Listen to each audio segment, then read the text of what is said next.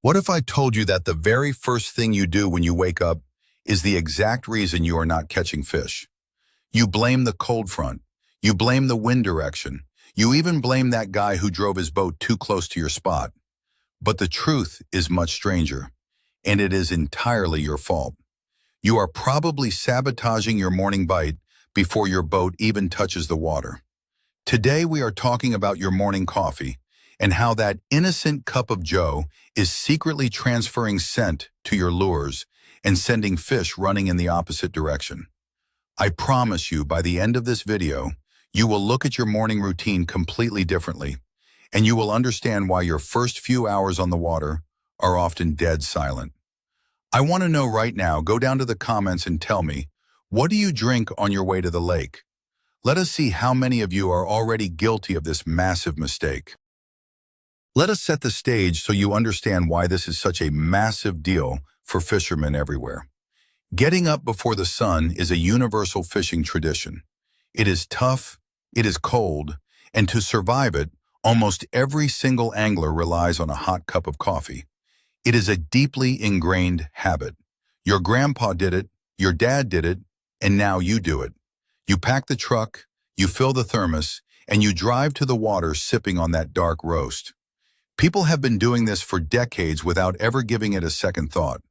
We are so focused on picking the right color, finding the right structure, and tying the perfect knot that we completely ignore the invisible factor of scent.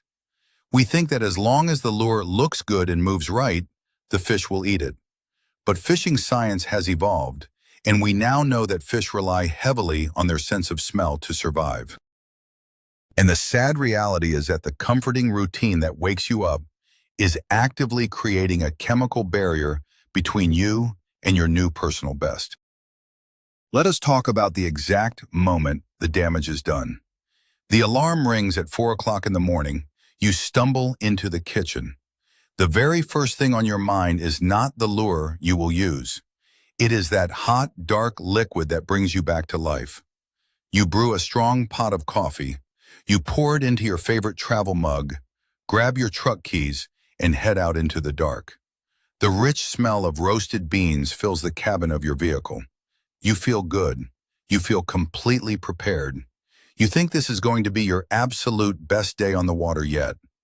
But what you do not realize is that this simple, comforting morning routine has just set a ticking time bomb on your catch rate. You are completely unaware that the oils from those coffee beans are already coating your skin. Every single time you take a sip, you are priming your fingertips with a chemical signature that belongs in a cafe, not in a lake. And you are about to take those contaminated fingertips and rub them all over your carefully selected baits. Now picture this scenario. You finally arrive at the boat ramp. The water is totally flat, like a sheet of glass. The fog is just starting to lift off the surface. You step out into the crisp morning air, holding your warm mug in your right hand. You take one last, satisfying gulp before you set it down on the console. You reach into the back to grab your primary fishing rod. Your fingers wrap around the cork handle. Then you open up your tackle bag. You are looking for that perfect topwater frog or that subtle, soft plastic worm. You finally find it, and you pull it out. In that exact fraction of a second, the physical transfer happens. The microscopic oils from the coffee, the caffeine residue, and maybe even the sugar or creamer you added are now passing directly from the pores of your skin straight onto the surface of the lure. You think you are just rigging a bait. You are actually painting a giant warning sign onto it. The problem gets even worse when we talk about what your baits are actually made of. Let us look closely at soft plastic lures. These worms, creature baits, and swim baits are not made of solid, impenetrable rubber. They are highly porous. They are designed to be soft and flexible, which means their surface acts exactly like a dry sponge. When you pinch that plastic worm to thread the hook through its head, your body heat helps melt those coffee oils right into the material. You slide your thumb down the body of the bait to make sure it sits perfectly straight. You are literally massaging the coffee scent deep into the plastic. Once those oils are baked into the bait, they are incredibly difficult to get out. You cannot just dip the lure in the lake water and expect it to wash off instantly. The oils bond with the plastic and they stay there, slowly releasing into the water column with every single cast you make. But what if you are throwing hard baits? You might think that a crankbait or a jerkbait is safe because it has a hard plastic or wooden shell. Think again. When you tie on a hard bait, your fingers are fumbling with the split rings, the eyelet, and those incredibly sharp treble hooks. The surface of a hard bait might not absorb oil like a soft plastic does, but it certainly holds onto it. The sticky residue from your hands clings to the clear coat finish. It gets trapped in the joints of the hook hangers. Every time you adjust the bait, wipe a piece of weed off it, or check your knot, you are reapplying that unnatural scent. The water hitting the hard bait will slowly wash some of it away, but for those first critical 30 to 40 minutes of your morning, that crankbait is dragging a distinct trail of roasted coffee right past the nose of every fish in the area. To really understand why this is a disaster, we need to talk about the biology of the fish you are trying to catch. Bass, walleye, trout, and almost all predatory fish have an incredibly advanced olfactory system. Their sense of smell is millions of times more sensitive than a human being. They do not just see their food, they smell it from far away. They use chemical trails in the water to track down injured baitfish, to find crawdads hiding in the rocks, and to avoid danger. When they detect the natural scent of a dying shad, it triggers an instinct to feed. Their brain tells them that food is nearby. They lock onto that scent and follow it right to the source. They are perfectly tuned to the natural chemistry of their underwater environment. Anything that belongs there makes sense to them. Anything that does not belong there is treated with extreme caution. So, what happens when a fish smells your coffee-covered lure? It is completely alien to them. There are no coffee shops at the bottom of the lake. There are no roasted beans falling from the trees. When your lure hits the water, it starts dissolving those foreign oils into the current. A bass might be sitting near a stump, waiting to ambush breakfast. It hears the splash of your lure. It feels the vibration through its lateral line. It turns and swims over to investigate. Everything looks perfect. The action of the bait is flawless. The color matches the hatch. The bass is inches away, opening its mouth to strike. But right at that moment, it gets a massive whiff of artificial vanilla creamer and burnt espresso. That scent does not say food. It says danger. It triggers a negative reaction. The bass clamps its mouth shut, turns its tail, and swims slowly back into the shadows. You never even felt a tap on the line. Let us break down a common myth right now. Many old-timers and stubborn anglers will tell you that it does not matter because they spray their lures with garlic or crawfish scent anyway. They think that applying a heavy, oily fish attractant will simply cover up the smell of the coffee or the gasoline on their hands. This is a massive misunderstanding of how a fish processes smell. When you spray garlic scent over a coffee-tainted lure, the coffee smell does not magically disappear. The fish just smells garlic and coffee at the exact same time. It is like a human walking into a public restroom where someone just sprayed a cheap air freshener. You can still smell the bad stuff underneath the flowers. The fish can still detect the unnatural chemical signature of your morning drink. Masking scents do not neutralize the negative oils. They just create a confusing, foul-smelling soup that still puts the fish on high alert. This leads to what I call the illusion of the first cast. We have all been there. You get to your absolute best, most productive spot right at sunrise. You know for a fact that there are big fish living on this specific point. You make a beautiful, long cast. The lure lands silently. You work it back to the boat with perfect technique. Nothing happens. You make 10 more casts. Still nothing. You immediately start making excuses. You look up at the sky and say the barometric pressure must be wrong. You look at the water and say the current is not pulling right. You tell yourself that the fish are just completely shut down today.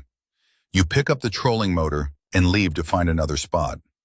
But the brutal reality is that the spot was loaded with active, hungry fish. They just refused to eat because your very first cast pumped a cloud of human scent and coffee oils right into their living room. You did not have a bad spot. You had a contaminated bait. Have you ever been on a boat with a buddy and he is catching fish after fish while you cannot even get a single bite? You are using the exact same lure. You are using the exact same color.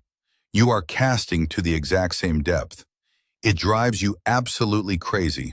You start inspecting his bait, trying to find some secret modification he made. But take a step back and look at his cup holder. What is he drinking? Chances are he grabbed a bottle of plain water this morning. He did not stop for a large dark roast.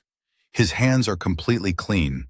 His baits smell like nothing, or they smell purely like the natural plastic. Your baits smell like a diner breakfast. This happens all the time in tournament fishing. The co-angler in the back of the boat catches a limit while the boater struggles, simply because the boater handled the steering wheel, the gas pump, and the coffee cup, while the co-angler just sat there with clean hands waiting to fish. The contamination does not just stop at the single lure you tied on. It spreads like a virus through your entire tackle system. Let us say you are sitting on the deck of the boat, digging through your tackle boxes. You have your coffee cup resting near your feet. You take a sip, you put it down, and you start rummaging through a tray of soft plastics. You pick up a green pumpkin worm, decide you do not want it, and toss it back in the tray. You grab a white swim bait, hold it for a second, and put it back too. You are leaving a microscopic layer of coffee oil on every single bait you touch. Over time, as those baits sit together in the hot plastic tray baking in the afternoon sun, those oils transfer from one bait to another. The entire box becomes tainted. You could be sabotaging lures that you will not even use until next month. Your lack of hand hygiene is permanently altering the scent profile of hundreds of dollars worth of fishing tackle. Now, you might be thinking to yourself that this is not a problem because you wipe your hands off before you touch your gear. But let us be brutally honest about how you actually clean your hands. You finish your coffee, you notice your fingers feel a little bit sticky, so you wipe them vigorously on your old denim fishing jeans or the side of your jacket. You rub your hands together and think they are clean. Wiping your hands on a dry piece of cloth does absolutely nothing to remove embedded oils. It might remove the moisture, but the chemical residue is still deeply packed into the ridges of your fingerprints. In fact, wiping your hands on your dirty fishing pants might actually pick up even more unnatural scents, like dried bug spray, sunscreen, or dirt. Unless you are actively breaking down those oils with soap or a dedicated scent neutralizing spray, your hands are just as contaminated as they were when you were holding the mug. Fishermen are some of the most stubborn people on the planet. We hate admitting that we might be doing something fundamentally wrong. When someone brings up the idea of scent contamination, the first reaction is usually defensive laughter. We want to believe that our skill and our expensive graphite rods can overcome any minor mistake. It is a psychological block. We refuse to believe that something as trivial as our morning beverage could outsmart us. So we keep repeating the exact same cycle every single weekend. We drink the coffee, we rig the baits, we get no bites, and we blame the weather. It is a comfortable cycle because it shifts the blame away from our own actions. But if you truly want to elevate your fishing game and catch those older, wiser, heavily pressured trophy fish, you have to drop the ego. You have to start paying attention to the invisible details that separate average anglers from exceptional ones. Think about the morning topwater bite. This is the holy grail of fishing. The water is calm, the sun is just peeking over the trees, and the fish are pushing bait to the surface. You tie on a walking bait or a popper. You throw it out there and start working it back. A giant bass follows it. You see the wake behind the lure. Your heart starts pounding in your chest. The fish is inches away. It surges forward, but right at the last possible millisecond, it rolls away without touching the hooks. You are left standing there with trembling hands, wondering what went wrong. You probably think the fish saw the line, or that you moved the bait too fast. But in reality, when that fish got close enough to strike, it inhaled a nose full of the coffee residue washing off the back of your lure. The visual presentation was flawless. The auditory presentation was perfect, but the chemical presentation was a total failure. Have you ever noticed that sometimes your fishing day starts off terribly, but magically around 10 or 11 in the morning, the bite suddenly turns on? You tell yourself that the sun finally warmed up the water, or that the wind started blowing from the right direction. While environmental factors definitely play a huge role, there is another very simple explanation. By 11 o'clock, you have been fishing for 4 or 5 hours. You have washed your hands in the lake water 20 times. You have wiped off fish slime. You have handled wet weeds. And you have cast your lure hundreds of times.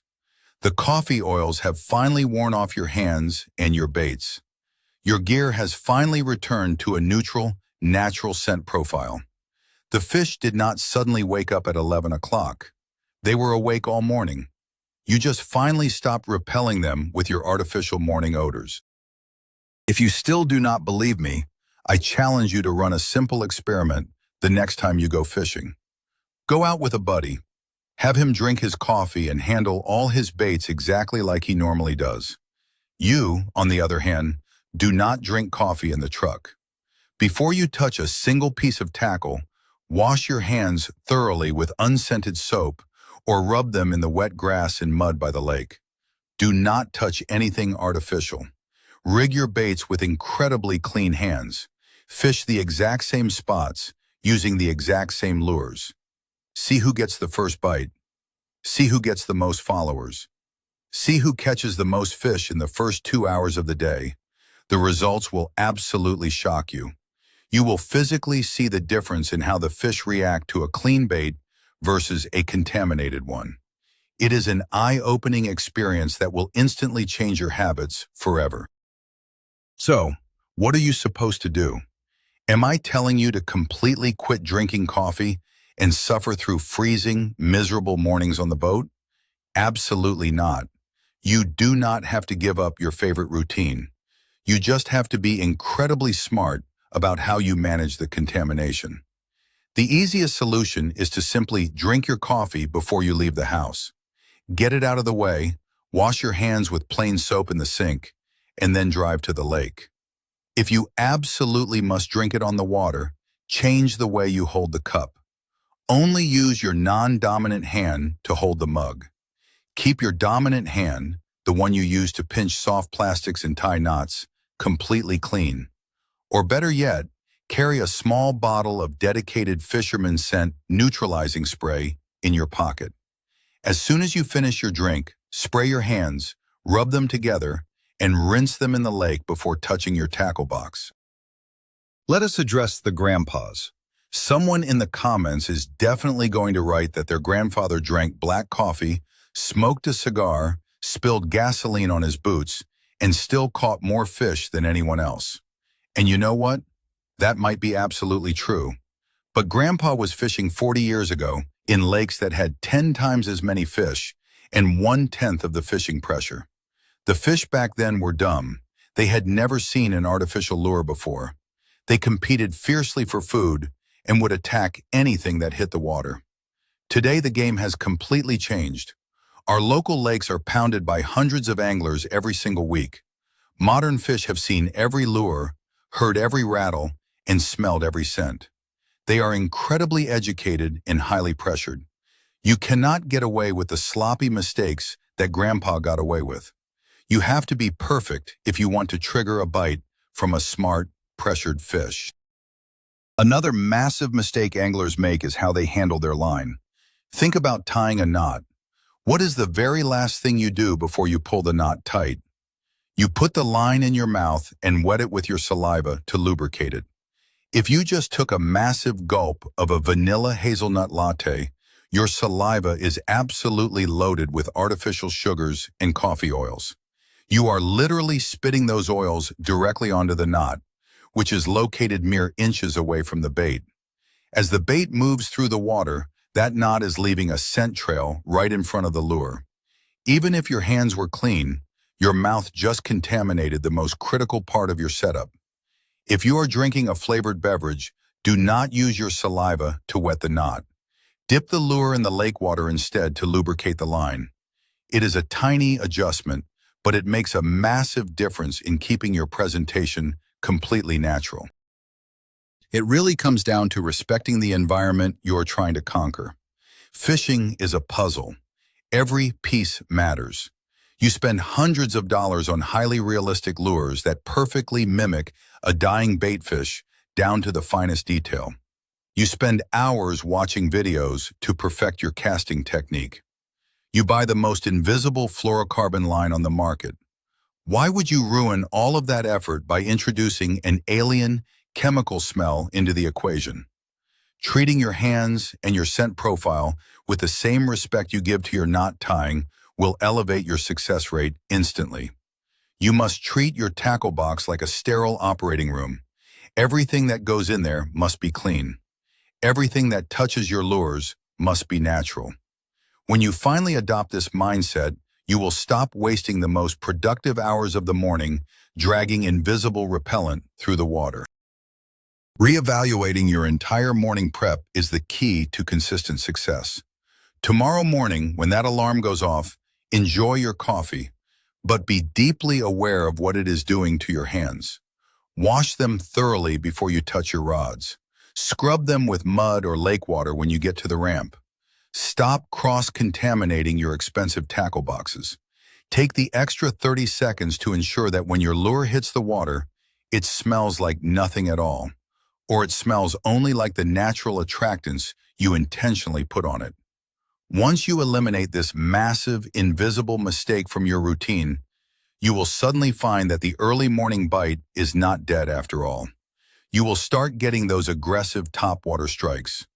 You will stop getting followers that turn away at the last second. You will finally unlock the true potential of those early, quiet hours on the lake, all because you started keeping your coffee away from your gear.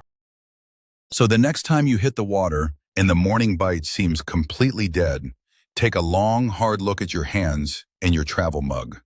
The biggest plot twist in fishing is that the fish were probably there the whole time, ready and willing to eat.